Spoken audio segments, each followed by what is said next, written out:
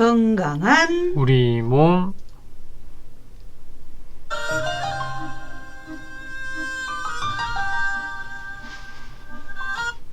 건강한 우리 몸 남도마실의 허준 원광대 광주 한방병원 김철영 과장님 나와 계십니다. 어서 오세요. 네, 안녕하세요. 네, 선생님 영화 좋아하세요? 네, 저도 영화 보는 거 좋아합니다. 네. 혹시 막 스릴러, 공포 이런 거 좋아하십니까? 예, 그런 것도 좀 잘 보고요. 아, 진짜? 예. 지금 말씀하시는 거 보면 잔잔한 영화만 좋아하실 것 같은데, 좀 추천해 주신다면? 제가 추천드리고 싶은 영화는 저는 그 제일 좋아하는 영화는 그 실화인데 예. 행복하게 끝나는 영화를 제일 좋아하거든요. 저도 좋아합니다. 그런 예. 영화. 예. 그래가지고 행복을 찾아서라고 그게 미국 영화인데 예. 저는 굉장히 그 감동적으로 봤습니다. 행복을 찾아서. 예, 윌 스미스 유명한 미국 배우 나오는 영화인데요. 아들이랑 같이 나오는. 그쵸. 예. 저도 이제 실화 바탕 영화 좋아하는데 막 주로 막 법정 싸움하고 막 이런 거. 그래요. 행복을 찾아서 체크. 저는 이제 왜 아이들 키울 때 이제 그 주도권이 리모컨 주도권이 아이들한테 가잖아요. 그 맞습니다. 애니메이션 인사이드 아웃. 저도 봤습니다. 감정을 다루는. 그거 너무 감명 깊게 봤어요. 그것도 또 아이들이랑 주말에 보면 좋을 것 같습니다. 자, 오늘은 B형 간염에 대해서 말씀해 주신다고요? 예. 그 우리 몸에 B형 간염 바이러스가 침범을 하게 되면 이것들을 제거하기 위해서 면역 반응이 일어나게 되는데요. 이런 면역 반응 과정에서 바이러스에 감염된 간세포들이 파괴가 되면서 간에 염증이 생기게 됩니다. 간단하게 말해서 B형 간염 바이러스에 의해서 간에 염증이 생긴 질환을 B형 간염이라고 합니다. 우리나라 인구의 약 3에서 4% 정도가 B형 간염 바이러스에 감염된 상태라고 이렇게 통계가 나와 있는데요. 그런데 본인이 B형 간염 바이러스에 감염된 사실을 알고 있는 분이 약 25%밖에 되지 않는다고 합니다.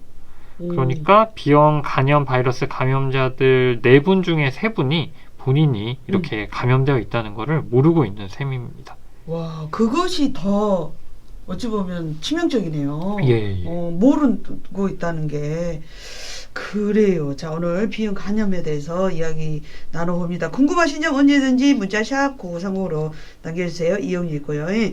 그러면은 우리나라에 이 간염 환자가 더 많다고 그러셨는데 이게 실화예요? 예, 맞습니다. 그 서구권에 비하면 우리나라를 포함한 아시아 지역이 이런 B형 간염 환자가 많은 편이라고 하는데요. 이 B형 간염 바이러스 자체는 인종에 관계없이 누구나 감염될 수가 있습니다. 아시아권, 서구권 상관없이 누구나 감염될 수 있는데 그럼에도 불구하고 아시아에 좀 더 흔한 이유는 아시아권에서는 이런 B형 간염의 위험성에 대해서 상대적으로 좀 더 늦게 인지했기 때문이 아닌가 추정을 하고요. 예를 들어서 우리나라 같은 경우도 그 신생아 B형 간염 예방 접종이 지금은 필수인데 이게 필수로 지정이 된 게 1995년도 정도인 걸로 알고 있거든요. 그래서 그 이전까지는 필수 접종이 아니었기 때문에 그래서 지금 현재는 아시아권에서도 B형 간염의 위험성에 대해서 잘 인지를 하고 있지만은 그 이전부터 이미 상대적으로 많은 감염자가 있는 상황이었기 때문에 그래서 아마도 지금까지도 아시아권이 B형 간염 환자가 더 많지 않나 그렇게 추정을 하고 있습니다.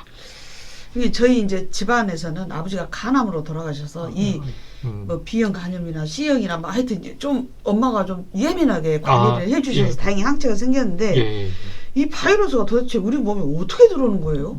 그래서 이 B형 간염 바이러스에 감염된 분들의 혈액이라든지 체액을 통해서 다른 사람에게로 감염이 될 수가 있는데요. 우리나라에서는 가장 흔한 경우가 수직 감염이라고 하는 겁니다. 이 수직 감염이 뭐냐면 아기가 출산 과정 중에 B형 간염이 있는 어머니로부터 감염이 되는 것인데요.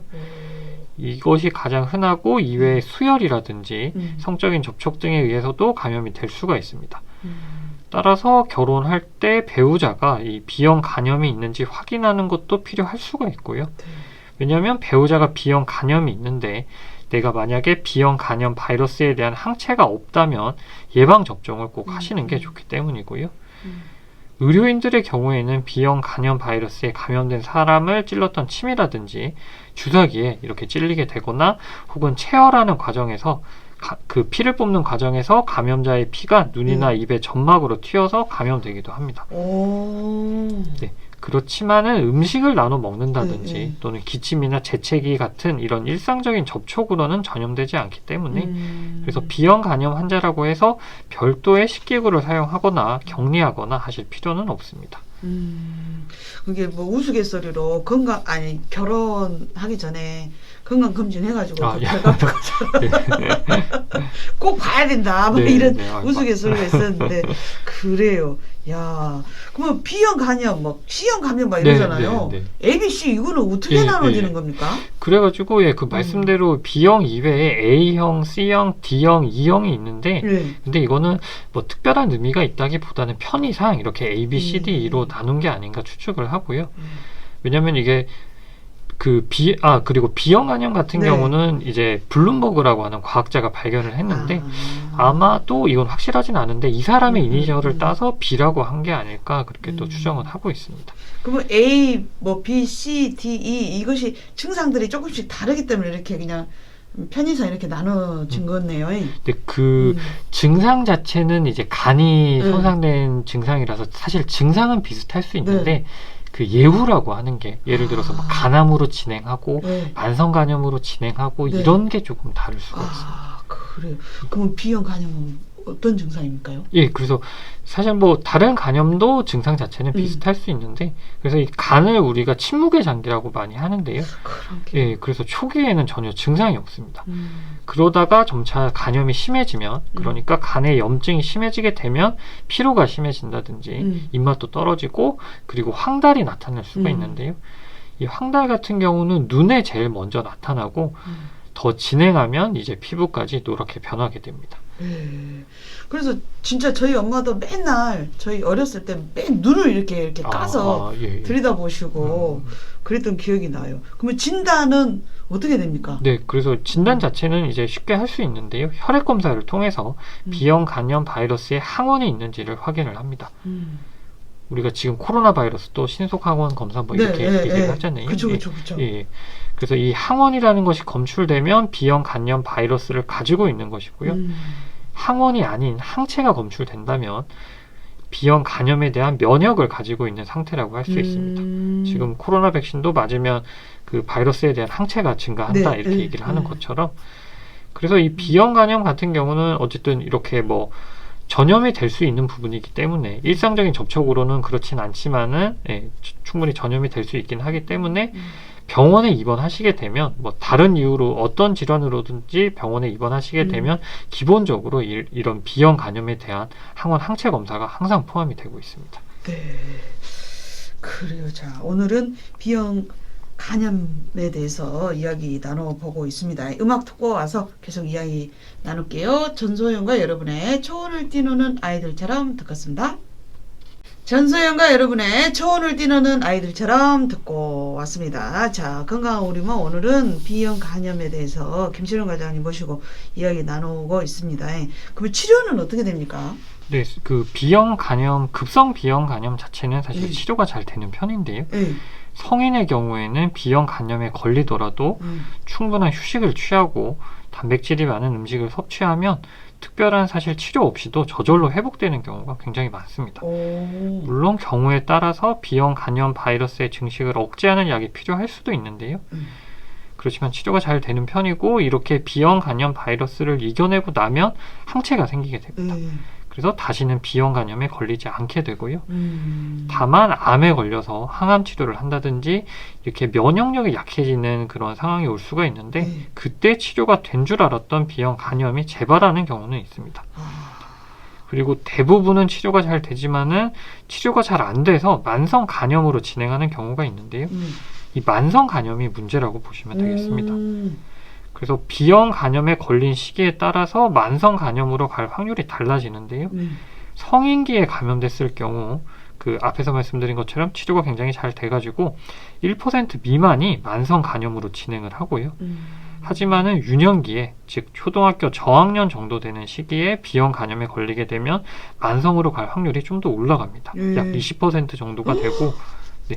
그리고 앞에서 말씀드린 수직 감염, 즉 출생 시에 B형 간염에 걸리게 되면 약 90%가 만성 간염으로 진행을 하게 됩니다. 출생 시에 걸리면 90%가요? 네. 어마어마. 그러게요. 아이들도 잘 이렇게 들이다 봐야 되겠네요. 그래요. 그러면은 이 면역력이 다시 한번 중요하다. 네. 코로나로 이제 완전 이제 인이백기에 들었는데 면역력 참 중요하네요.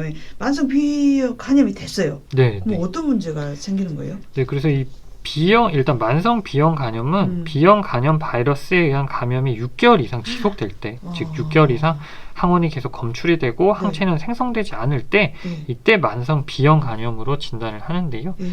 이 만성 B형 간염이 심하거나 적절한 치료를 받지 않은 채 오래 지속이 되면 간경변으로 진행을 할 수가 있습니다. 이 간경변부터가 굉장히 문제가 되는 건데요. 이 간경변이란 간의 오랜 염증으로 인해서 정상 간세포들이 파괴되고 딱딱해진 상태입니다. 일단 간경변으로 진행이 돼버리면 정상간으로 돌아갈 수가 없고, 그리고 간암이 발생할 위험도 매우 높아지게 되는데요. 만성 B형 간염 환자가 일반인에 비해서 간암이 발생할 가능성이 200배 이상 높다고 하는데요. 200배요? 네, 굉장히 그래서 실제 우리나라 간암 환자분들 10분 중에 7분이 B형 간염 바이러스 때문이라고 합니다. 즉, B형 간염, 만성 B형 간염이 되고 그것이 진행해서 간경변이 되고 그 간경변이 결국엔 간암이 돼서 그런 경우가 제일 많다고 할 수 있는데, 따라서 만성 간염을 진단받으면 이 간암 예방을 위해서 6개월에 한 번 정도는 혈액 검사와 초음파 같은 영상 검사를 통해서 정기적으로 간의 상태를 확인해야 합니다. 이제 저희 집 얘가 계속 나오는데, 이제 그렇게 이제 아버지도 아무래도 B형 간염 바이러스 때문에 이렇게 돼서 간암으로 이제 돌아가신 것 같아요. 그래서 항상 주기적으로 봄만 되면 피검사해봐라. 피검사해봐라. 엄마 그러시는데, 이게 6개월에 한 번 정도면 꼭 체크를 해야 되겠네요. 그러면 이제 만성 간염 보균자 이런 이야기도 했더니 이거는 어떤 거예요? 네, 그래서 이 혈액 검사상 B형 간염 바이러스가 존재하긴 하지만은 간 기능 검사상에서는 우리가 흔하게 얘기하는 뭐 간 수치가 높다 낮다 할 때 하는 그런 간 수치 검사는 정상인 상태를 말합니다. 즉 바이러스가 몸 안에 존재하지만은 간에 염증을 일으키지 않은 상태일 때 B형 간염 건강 보균자라고 하는데요. 이런 건강 보균자는 일상생활에 전혀 지장이 없고요. 하지만은 과로한다든지 뭐 면역력이 떨어지게 되면 간염이 B형 간염이 발생할 수 있기 때문에 주의는 필요합니다. 그리고 일반적으로는 이런 건강 보균자 같은 경우 15년에서 30년 정도 증상 없이 잘 지내시다가 그 이후부터는 좀 진행을 하는 경우가 있습니다. 네. 그 이제 선생님이랑 이야기 나누면서 간에 막 무리가 가는 약이나 이런 거 섭취 주의해야 된다 이런 이야기도 많이 들었잖아요. 네, 그러면 간염이 만약 있으면 한약도 좀 줄여야 되니까 안 먹어야 되는 겁니까? 일단은 뭐든지 조심하는 것은 맞고요. 근데 뭐 간염이 있다고 해서 한약은 절대 먹으면 안 되냐 하면 그렇진 않습니다. 왜냐하면 한방에도 간염을 치료하는 약들이 있는데요. 그 대표적인 약재로 인진이라고 하는 게 있습니다. 이게 사철쑥을 말린 그런 약재인데요. 동의보감에 따르면 간의 문제로 인해서 황달이 나타날 때 이런 인진을 사용을 하는데, 실제 오늘날 연구에서도 인진이 간의 염증을 줄여주고 간 기능을 개선하는 효과가 있는 것이 확인됐습니다. 그래서 저희 병원 같은 경우도 이제 간 수치가 높은 분들한테 이런 인진이 들어간 한약을 자주 사용하면서 그래서 혈액 검사로 확인을 하고 있습니다. 만약 이제 저희 집 같이 막 굉장히 예민한 집안에서 막 환이라든지 즙이라든지 막 묵어라 그런 이야기 진짜 서로 많이 하거든요. 형제들 간에. 이거 괜찮은 겁니까? 그래서 그런 거를 조금 제 생각에는 조심해야 되는 게, 왜냐면 내가 몸이 안 좋으면 주변에서 이제 막 이렇게 권하시잖아요. 뭐가 좋다, 뭐가 좋다. 그래서 그런 게 뭐 한두 종류 정도는 근데 드셔보셔도 되는데, 그게 이게 좋다고 해서 이거 먹고 저게 좋다고 해서 저거 먹고 그게 막 이렇게 한 보따리가 되면 그거는 굉장히 좀 부담이 될 수가 있거든요. 원래 간이 좋고 안 좋고에 상관없이 네. 건강한 분들도 사실 부담이 될 수 있기 때문에, 그래서 너무 일단 그 좋다고 하는 걸 막 찾아 드시진 않으셔도 네. 되지 않을까? 뭐 또 혈액 검사에서 이런 항체가 있고 네. 하시면 이제 괜찮으시니까요. 네. 네. 좋으라고 하려다가 될 때 상할 수가 있으니 네. 네, 잘 또 판단해야 될 것 같습니다. 그러면 예방법은 따로 없는가요? 네, 그래서 이제 가장 좋은 예방은 이렇게 백신을 맞는 건데요. 그래서 아까 처음에 좀 말씀을 드렸었는데 1995년도부터 신생아 필수 예방 접종에 비형 간염이 포함이 돼 있습니다. 네.